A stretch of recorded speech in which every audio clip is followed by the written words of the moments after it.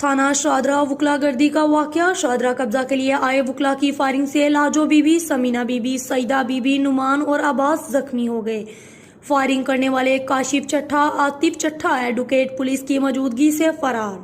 शादरा वुडसा ने road block करके एहतजाज शुरू कर दिया।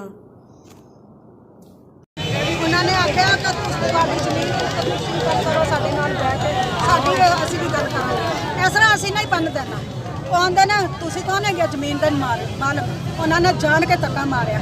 ਉਹਨਾਂ ਨੇ ਸਾਰੇ ਪਤਾ ਨਹੀਂ ਉਹਨਾਂ ਨੇ ਇਕੱਠੇ ਕਰਕੇ ਸਾਰੇ ਬੰਦੇ ਰੱਖੇ ਤਾਂ ਬੰਦੇ ਲੈ ਕੇ ਸਾਰੇ ਬੰਦੇ ਬੈਠੇ ਸੀ। ਕਿਹੜੇ ਬੰਦੇ ਸਾਰੇ ਕਾਲੇ ਸਾਰੇ ਜੀ ਪੁਲਿਸ ਵਾਲੇ ਸਾਥ ਆ ਕੇ ਮਿਲ ਕੇ ਉਹਨਾਂ ਨੇ ਖਾਇਆ। ਸਾਰੇ ਬੰਦੇ ਭੱਜ ਕੇ ਇੱਕ ਬਾਜੀ ਬੋਲਦੀ ਪਈ ਉਹਨਾਂ ਨੂੰ ਬੋਲਣ ਦਿਓ।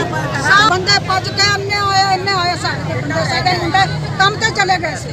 ਸਾਡੇ ਬੰਦੇ ਥੋੜੇ ਸੀ ਉਹਨੂੰ ਇੱਕ ਸਿਆਣੇ ਦੋ ਬੰਦੇ ਸੀ ਉਹਨਾਂ ਨੂੰ ਫੜ ਕੇ ਕੁੱਟਣ ਲੱਗ ਪਏ ਨਾ। ਸਾਰੇ ਭੱਜ ਕੇ आए ने। अब पुलिस वाले आपकी बात सुन रहे हैं कि नहीं सुन रहे? आप जिस चीज़ का एहतजाज कर रही हैं यहाँ पे